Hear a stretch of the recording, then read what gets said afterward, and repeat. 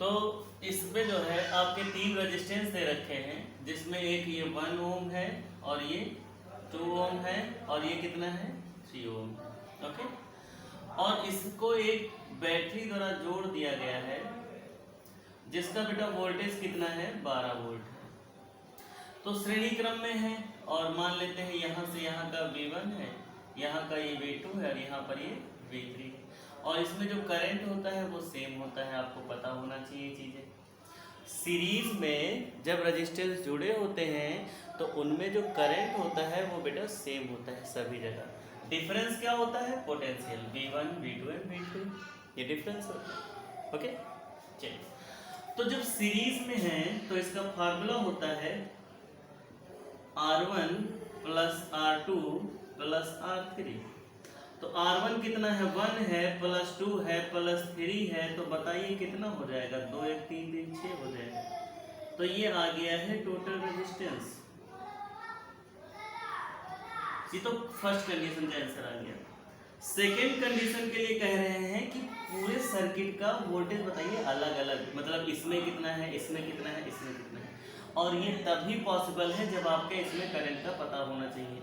तो current formula क्या होता है, I बराबर V अपॉन R। तो V कितना होता है बेटा, V है 12 और ये है 6, तो 6 दूनी 12, करंट आ गया बेटा 2 एम्पियर। ठीक है, और जब, तो बेटा यहाँ से देखिए एम्पियर आपका क्या आ गया है, 2 एम्पियर करंट आ गया है। तो जब 2 एम्पियर करंट आ गया है, हम रफ कर दे रहे हैं, आप आगे इसको स्क्रीनशॉट ले लीजिएगा, लगाते रहिएगा अपने कॉपी पर। तो अब हमको पर रेजिस्टेंस पर हमको वोल्टेज निकालना है। तो देखिए V1 जो होगा, फार्मूला क्या होता है, V बराबर IR, तो I तो सेम है, R1 हो जाएगा, है ना। तो बताइए भैया I तो आप 2 निकाले हैं और ये कितना है 1, तो कितना हो जाएगा 2 वोल्ट, है ना। इसी प्रकार जब आप V2 निकालोगे तो फार्मूला लगाओगे IR2, I तो 2 ही है और IR भी 2 है, तो कितना हो जाएगा 4 वोल्ट। इसी प्रकार जब बेटा V3 निकालोगे तो I तो आपको फार्मूला क्या लगाओगे IR3, और I कितना है 2 और R कितना है 3, और ये कितना हो जाएगा बेटा 6 वोल्ट। इस प्रकार से आपका टोटल आंसर क्या होता है, कंप्लीट होता है। जो है आपको समझ में भी आ रहा होगा, हम उम्मीद करते हैं, क्योंकि हम बहुत ही आराम से और बिना स्पीड के आपको पढ़ा रहे हैं, तो क्लियर ही हो रहा होगा सारी चीज़ें। अगला क्वेश्चन क्या है पढ़ लेते हैं। अगला क्वेश्चन कुछ इस प्रकार से है, कह रहे हैं कि 2 4 5 3 प्रतिरोध संयोजित है, वो भी किसमें, पैरेलल में, समांतर क्रम में। कुल प्रतिरोध बताना है, पहली कंडीशन में तो ये हो गया। कह रहे हैं कि यदि संयोजन में 20 वोल्ट का विद्युत वाहक बल्ब बैटरी जिसका आंतरिक प्रतिरोध नगण्य है संबद्ध किया जाए तो उसमें बहने वाली कुल धारा का मान बताइए। ठीक है, बड़ा बढ़िया क्वेश्चन है ये भी। तो देखिए बेटा, इसमें 3 रेजिस्टेंस है, 2 4 5, देखिए ऐसे,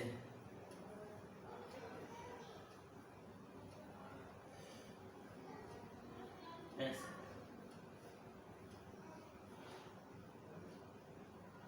मान लेते हैं आपके जुड़े हुए हैं। एक है 2 ओम, दूसरा है 4 ओम, तीसरा है 6। ऐसे तो चेक कर लें एक बार, 2 4 5 ओम, ये वाला कितना है 5 ओम, और इसमें जो वोल्टेज है वो बेटा कितना है, वोल्टेज 20 वोल्ट का इसमें जोड़ा गया है, 20 वोल्ट। ठीक है, और एक चीज ध्यान रखिएगा, जब पैरेलल में होता है तो पोटेंशियल सेम होता है, लेकिन जो करंट होता है वो सबका अलग अलग। मान लेते हैं इसका I1 और इसका I2, और इसमें कितना जा रहा है बेटा I3। तो पहली कंडीशन में उन्होंने कहा है कि हमको सिर्फ इस टोटल रेजिस्टेंस बता दीजिए कितना होगा। तो पैरेलल के लिए जो बेटा फार्मूला होता है वो होता है 1/R1 plus 1/R2 plus 1/R3। Okay, R1 बेटा कितना है 1/2, 1/4 और 1/5, इनका एलसीएम आएगा 20। तो 2 दहम 20, 4 पंचे 20 और 5 चक्कू 20, कितना हो जाएगा ये 19/20।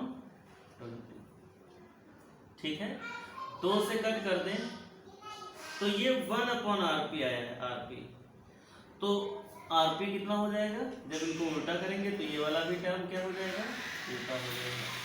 मान लेते हैं ये इतना आ गया, इसको भाग कर लें। देखिए 19 को हम 20 से भाग कर देते हैं, 19 एक कम 19 और 1.0 बना नहीं, फिर 0, फिर 19 6। तो आपका अप्रोक्सीमेट आपका आंसर कितना आया है, 1.06 और ओम। ये आपका क्या आ गया है, टोटल रेजिस्टेंस आ गया है, या हम 20/19 भी लिख सकते हैं। अब आगे की बात करते हैं थोड़ा। तो जब हम भैया आगे की बात करेंगे तो थोड़ा समझिएगा, हम इसको यही मान सकते हैं, ये भी मान सकते हैं, आपकी मर्जी, जो भी चाहें, जो आपके उसमें आंसर आ रहा है उसको मानिएगा।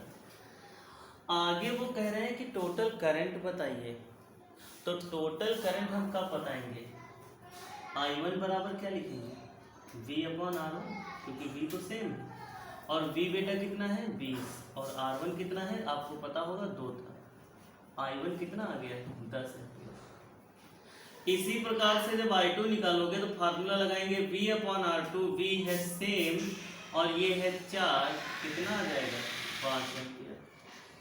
इसी प्रकार से जब I3 निकालोगे हो जाएगा V/R3 और ये है 20 और ये है 5, कितना हो जाएगा 4 एम्पीयर।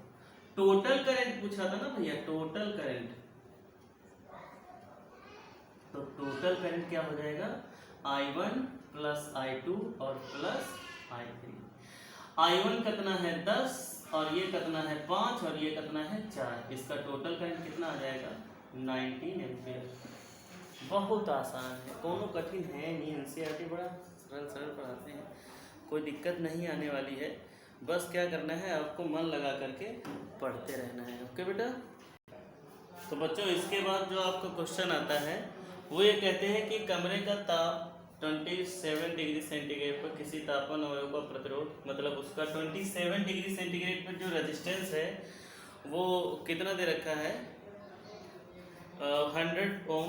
यदि तापमान अवयव का प्रतिरोध, मतलब जो R है, RT बराबर कह लें उसको 117 डिग्री सेंटीग्रेड है, ओम है, यदि अवयव का ताप ज्ञात कीजिए, मतलब उसका जो टेम्परेचर है वो हमको पता करना है, और पदार्थ का ताप गुणांक, मतलब जो अल्फा होता है वो कितना दे रखा है 1.70 × 10⁻⁴।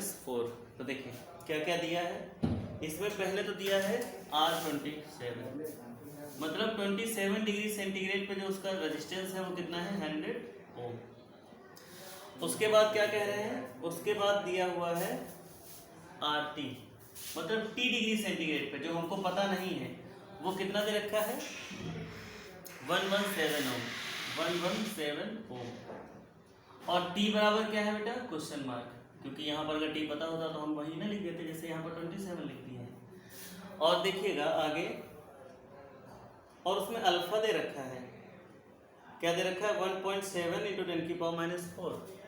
अल्फा कितना दिया है 1.7 × 10⁻⁴ प्रति डिग्री सेंटीग्रेड। ये सवाल बड़ा आसान होते हैं, लेकिन थोड़ा जब लैंग्वेज टफ हो जाती है तो दिक्कत होने लगती है सवालों को समझने में। क्वेश्चन इस प्रकार से था कि 20 डिग्री सेंटीग्रेड पर जो उसका रेजिस्टेंस है वो 100 ओम है, और T डिग्री सेंटीग्रेड पर जो उसका रेजिस्टेंस है वो 117 डिग्री ओम है, और वही जो T डिग्री पर है जो हमको पता नहीं है वही कह रहे हैं पता करिए। और जो अल्फा एक कांस्टेंट होता है, टेम्परेचर कांस्टेंट कह लें, तो वो कितना है 1.7 × 10⁻⁴। तो इसका फार्मूला देखिए, अल्फा बराबर RT माइनस R27, ओके,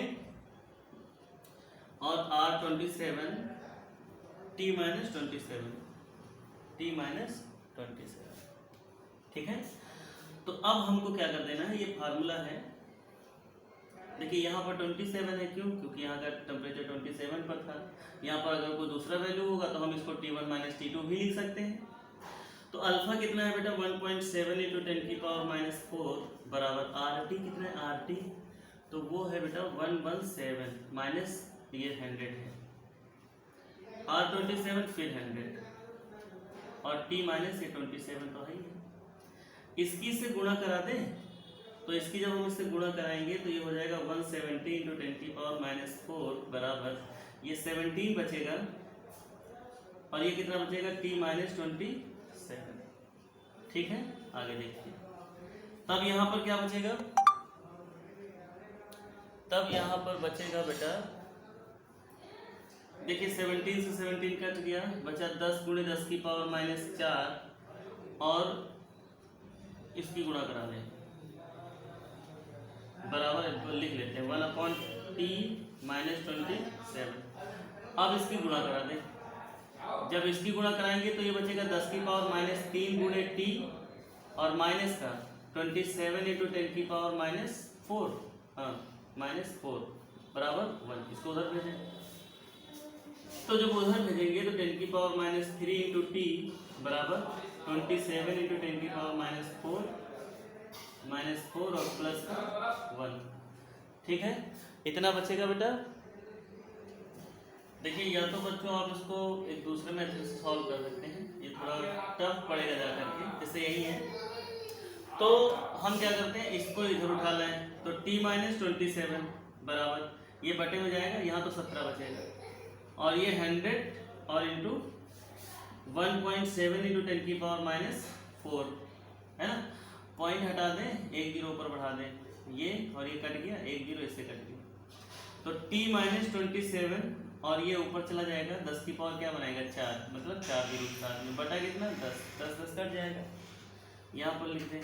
देखिए t माइनस 27 बराबर ये बचेगा 4 जीरो और बटा 10, एक जीरो कट जाएगा, अब ये उधर चला जाएगा तो कितना हो जाएगा 1000 और प्लस का 27, तो t बराबर कितना आ गया 10, 27